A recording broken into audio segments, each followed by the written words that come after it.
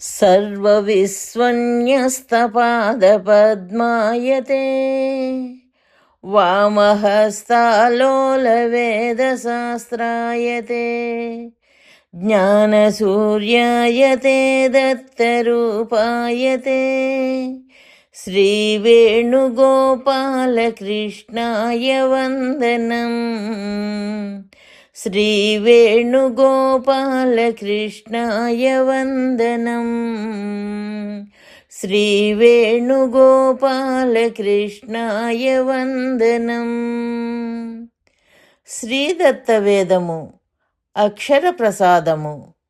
నేను కర్మసాధ్యుడను కాను.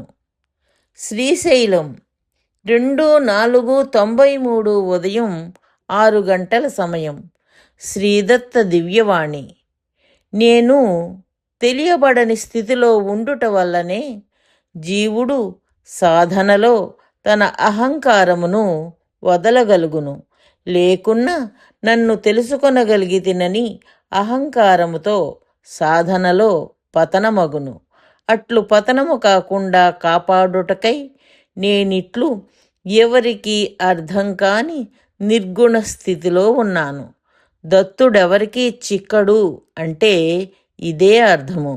వాగ్మనోబుద్ధి తర్కములకు అందకపోవుట ఇదే. అట్లే ప్రయత్నములైన కర్మలచే నేను సాధింపబడినచో జీవునకు అహంకారము వచ్చును, తన ప్రయత్నముపై గల విశ్వాసముతో. కాన నేను కర్మసాధ్యుడను కాను. నన్ను కర్మలు సాధించలేవని న కర్మణ అని చెప్పుచున్నవి.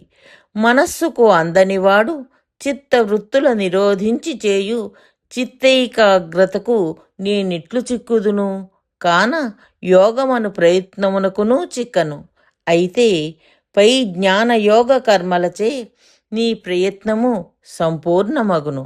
అట్టి ప్రయత్నము చేసియు నేను చిక్కనని తెలిసి కేవలము నా దయకై శరణాగతి పొంది దైన్యముతో యాచకుని వలె యాచించినచో భక్తిని ప్రసాదింతును.